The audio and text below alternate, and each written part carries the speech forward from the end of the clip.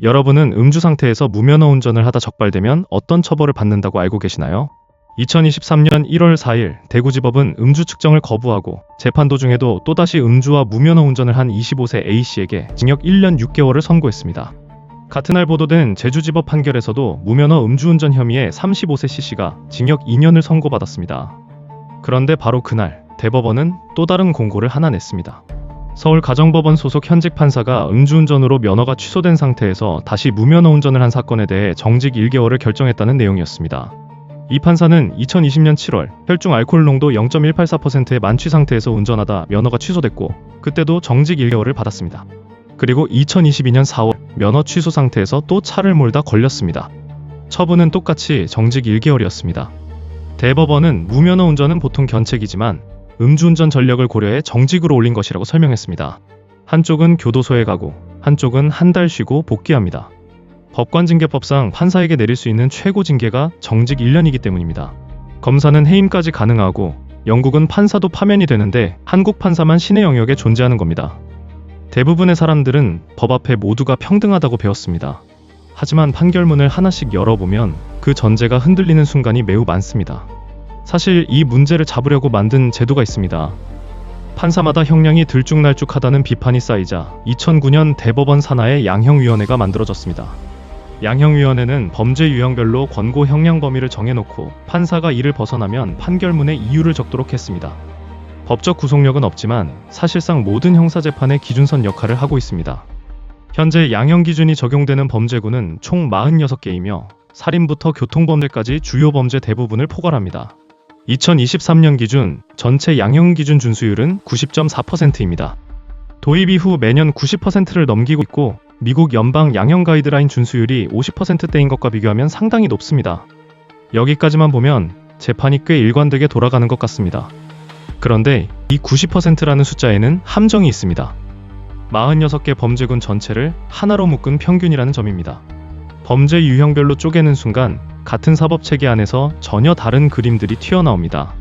2025년 사법영감에 따르면 전체 형사사건에서 징역이나 금고 같은 실형이 선고되는 비율은 63.6%로 2020년에 60.8%보다 올라갔습니다. 반면 집행유예 비율은 같은 기간 56.4%에서 50.5%로 꾸준히 내려가고 있습니다. 전반적으로 재판이 엄격해지는 흐름인데 그 흐름을 비켜가는 범죄 유형이 따로 있습니다. 2025년 10월 머니투데이 보도에 따르면 대법원이 국회에 제출한 2020년부터 2023년까지의 양형기준 준수 현황이 공개됐습니다. 46개 범죄군 가운데 가장 높은 준수율을 기록한 것은 도주 및 범인 은닉 범죄로 99.4%였습니다. 폭력범죄 99%, 교통범죄 97.5%로 일반인이 주로 연루되는 범죄군은 97%에서 99% 사이를 안정적으로 유지하고 있습니다. 반면 가장 낮은 준수율을 기록한 것은 증권 및 금융범죄로 74.4%에 불과했습니다. 판결 4건 중 1건이 양형위원회가 정한 기준 밖에서 이루어졌다는 뜻입니다. 그 뒤를 지식재산 및 기술침해범죄 76.2%, 식품 및 보건범죄 76.3%가 뒤를 따랐습니다. 뇌물범죄 82.5%, 배임 및 수증제범죄 82.2%, 선거범죄 81.9%로 모두 전체 평균 아래였습니다. 중앙일보가 2024년 10월에 보도한 2016년부터 2022년까지의 데이터에서도 같은 패턴이 반복됩니다. 2016년 전체 평균 준수율이 90.8%이던 해에도 증권 및 금융범죄는 69.2%, 뇌물은 73.2%에 머물렀습니다. 변호사법 위반은 59.5%를 찍었는데 이건 7년간 전 범죄군 통틀어 최저치였습니다. 한 판사 출신 변호사는 중앙일보 인터뷰에서 동종업계라서 팔이 안으로 굽는 것이라고 표현했습니다. 고려대 로스쿨 교수는 자범이라 불리는 범죄에만 기준을 칼같이 지키고 화이트칼라 범죄에 관대하다면 법 앞에 평등이라는 헌법적 가치를 국민이 신뢰할 수 있을지 의문이라고 지적했습니다. 준수율 99%와 74%가 같은 사법체계 안에서 공존하고 있습니다. 물론 양형 기준은 권고적 효력이므로 판사가 사건의 개별 사정을 고려해 벗어날 수 있습니다. 피해 회복 여부, 반성 정도, 초범 여부 같은 정상 참작 사유가 판결마다 다르다는 점도 인정해야 합니다. 그러나 그 선처가 특정 유형에만 몰려있다면 그건 개별 사건의 차이가 아니라 시스템의 문제입니다. 참여연대 사법감시센터가 2000년 이후 특정경제범죄 가중처벌법상 배임과 횡령으로 기소된 주요 기업 임원 69명을 추적한 보고서가 있습니다. 1심에서 실형을 선고받은 피고인은 31명으로 전체의 45%였습니다. 이 가운데 항소심까지 진행된 29명 중 18명, 62.1%가 항소심에서 집행유예로 전환됐습니다. 같은 시기 일반 형사사건에서 1심 실형이 항소심에서 집행유예로 바뀌는 비율은 23.7%였습니다. 기업인 범죄의 항소심 감형률이 일반 사건의 약 2.6배입니다. 최종적으로 집행유예를 선고받은 피고인은 69명 중 55명, 79.7%였습니다. 10명 중 8명이 교도소에 가지 않았다는 이야기입니다. 특경가법은 횡령액이 50억 원 이상이면 무기징역 또는 5년 이상 징역에 처하도록 규정합니다. 법조문만 보면 상당히 무거운 형벌입니다. 그런데 50억 원 이상을 횡령한 19명 가운데 14명이 집행유예를 받았습니다. 100억 원이 넘는 회사 자산을 횡령한 11명조차 징역 3년으로 감경돼 집행유예 대상이 됐습니다. 구조는 이렇습니다. 재판부가 장량 감경 권한을 써서 형량을 절반 이하로 줄이면 5년 이상이었던 형이 3년 이하로 내려옵니다. 집행유예는 3년 이하 징역에만 붙일 수 있으니 감경 한 번이면 자동으로 집행유예 요건이 충족되는 겁니다. 법 조문에는 5년 이상이라고 적혀 있는데 실제 법정에서는 3년 이하로 내려앉는 구조입니다. 국세청 2024년 국세통계연보 기준 전체 근로소득자의 평균급여는 약 4,214만 원입니다. 이 연봉을 받는 직장인이 회사 돈 수백만 원을 횡령하면 즉시 해고되고 형사처벌을 받습니다. 반면 수십억 원을 횡령한 임원 5명 중 4명은 집행유예로 풀려나고 있습니다. 횡령 금액이 클수록 오히려 처벌이 느슨해지는 이 구조를 숫자가 직접 보여주고 있습니다.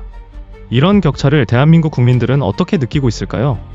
2025년부터 2026년까지 진행된 유권자 패널 조사에서 법원에 대한 신뢰도는 10점 만점에 3.8점이었습니다. 행정부 5.0점보다 낮았고 검찰 3.2점으로 밑에서 두 번째를 기록했습니다. 2026년 2월 검찰개혁 인식조사에서도 법원을 신뢰하지 않는다는 응답이 50.2%에 달했습니다. 국제 비교를 하면 더 선명해집니다. OECD가 2021년 실시한 조사에서 한국의 사법제도 신뢰도는 49.1%로 OECD 평균 56.9%보다 약 8%포인트 낮았습니다. 조사 대상 20개국 가운데 15위였고 갤럽 글로벌 지수에서는 167개국 중 155위를 기록한 적도 있습니다. 법률신문이 2018년 보도한 사법정책연구원 조사에서 법조계 종사자의 55.1%가 전관예우가 실제로 존재한다고 답했습니다. 변호사 집단만 따보면 76%가 존재를 인정했고 60.9%는 전관 변호사를 선임하면 수사 결론이 바뀔 수 있다고 응답했습니다. 반대로 판사 집단에서는 54%가 전관 예우는 없다고 답했습니다. 법정 안에 있는 사람들끼리도 인식이 이렇게 갈린다는 것 자체가 문제의 깊이를 보여줍니다. 양형 기준의 유형별 편차, 화이트 칼라 범죄의 높은 집행유예율, 전관 예우에 대한 내부 인식까지 하나의 선으로 이어집니다. 2026년 2월 대법원 양형위원회가 증권 및 금융범죄의 양형기준 수정안을 의결한 것은 변화의 첫 신호일 수 있습니다.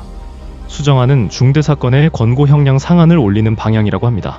다만 그 수정안이 실제 판결에 반영되기까지 얼마나 걸릴지는 아직 알 수 없습니다. 일반 시민에게 징역 2년, 현직 판사에게 정직 1개월이 내려지는 구조가 반복되는 한 사법부에 대한 신뢰는 회복되기 어렵습니다. 그 신뢰의 회복이 어렵기 때문에 지금이라도 양형 기준의 구속력 강화, 범죄 유형별 준수율 정기 공개, 항소심 감형 사유의 투명한 공시, 그리고 법관징계법의 징계 상한 조정 등에 대한 논의를 시작해야 합니다. 법 앞에 평등이라는 헌법 제11조가 통계로도 증명될 수 있는 날이 올지 판단은 여러분의 몫입니다. 이 영상이 도움이 되셨다면 좋아요와 구독 부탁드립니다. 감사합니다.